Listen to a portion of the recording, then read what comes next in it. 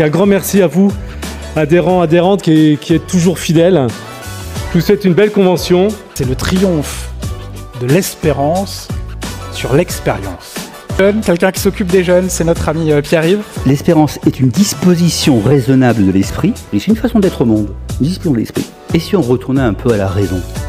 Il faut remettre de la raison dans notre compréhension du futur. Il est plus raisonnable d'espérer que de désespérer.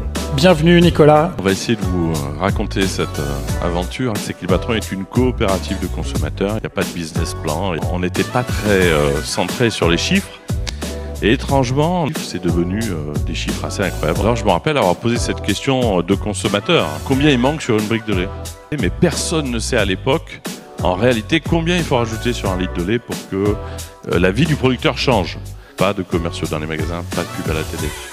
La brique devient la brique la plus vendue de France hors MDD. On arrive à des choses que personne ne pouvait imaginer au départ.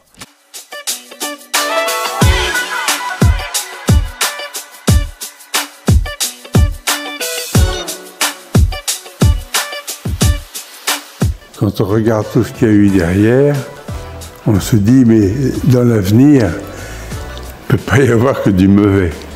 Donc ça crée l'espérance. Je parlerai beaucoup de espérance mode d'emploi.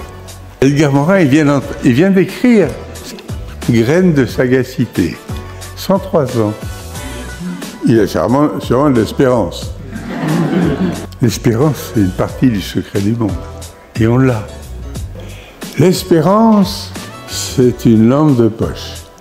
C'est de jamais cesser, dans l'obscurité des temps, d'ouvrir sa lampe de poche et puis de regarder. Regardez, plein de trucs qui se passent. Il se passe une foule de choses dans nos proximités, dans notre bassin de vie. C'est fou ce qu'on redevient optimiste quand on s'occupe des autres. D'abord parce que quand on donne, on reçoit, toujours.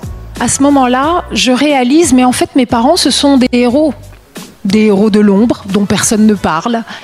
Et des hommes et des femmes de cette trempe, il y en a bien plus qu'on ne le pense. Ces hommes et ces femmes qui ont l'air très ordinaires, eh ben, chaque jour, ils font l'extraordinaire. Quand on découvre leurs histoires, qu'est-ce que ça nous dit? Ça nous dit que c'est jamais trop tard, que tout est toujours possible et que c'est dans nos mains.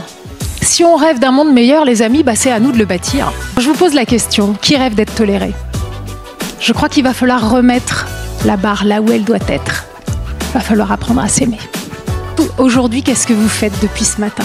Finalement, vous soufflez sur les braises. Continuons de souffler sur les braises. Joyeux anniversaire. Et je vous souhaite à tous une très bonne soirée.